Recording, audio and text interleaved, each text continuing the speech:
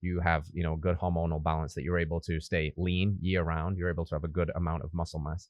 What are some of the top habits for being a high testosterone man? This one's a little bit more like less common. People don't talk about this enough, man. It's really a huge issue in our society.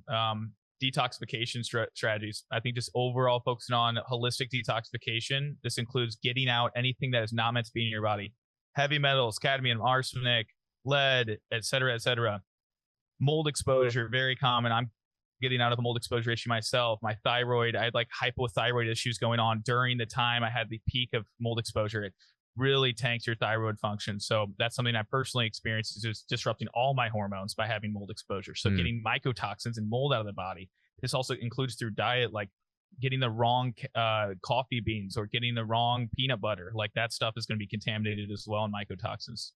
Detoxing microplastics, that one's a little bit more tricky, but because you saw probably the study of it being in the balls, Yes, right? The testicles of 23 out of 23 men had microplastic levels in their balls. That's crazy, right?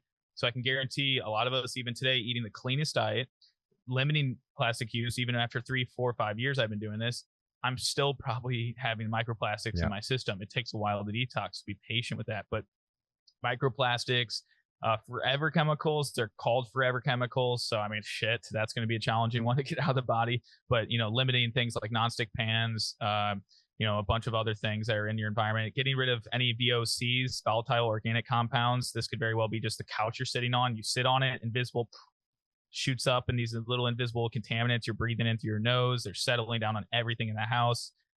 Pets, right? Pets are known to have some types of stuff. So these are all contaminants that aren't meant to be in our bodies. And so if we get really hyper focused on how can I optimize detoxification as numero uno out of all the things, that is going to help us when it comes to hormonal balance, boosting testosterone, boosting energy, boosting that overall vitality holistically. So I think that's a key component right there, is just putting that as a low hanging fruit.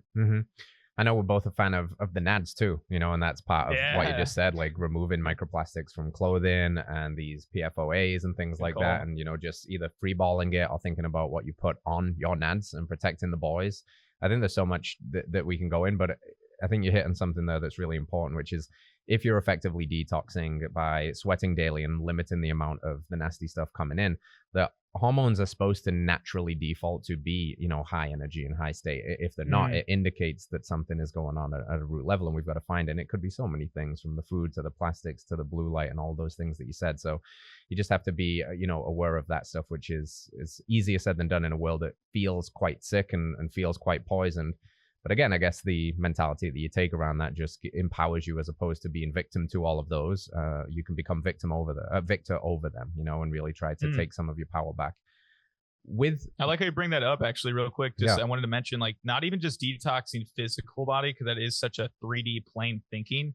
Detoxing your mind, that's like next level stuff. So like detoxing any sort of things you're watching consistently that are putting in implantations of horror or gore or just destruction or fear, any of those things, remove that from your mind. A lot of that stuff is saturated on Netflix. It's saturated in Hollywood.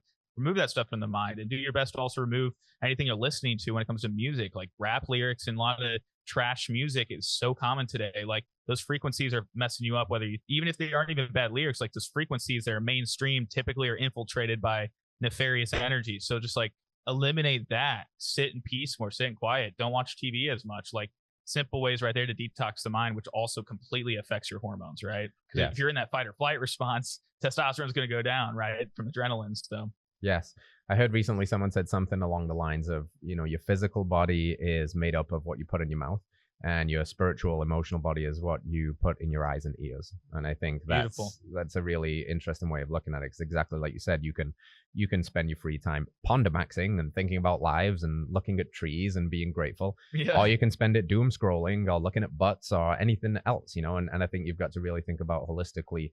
The impact of your diet is so much more than food. It's everything that's coming in.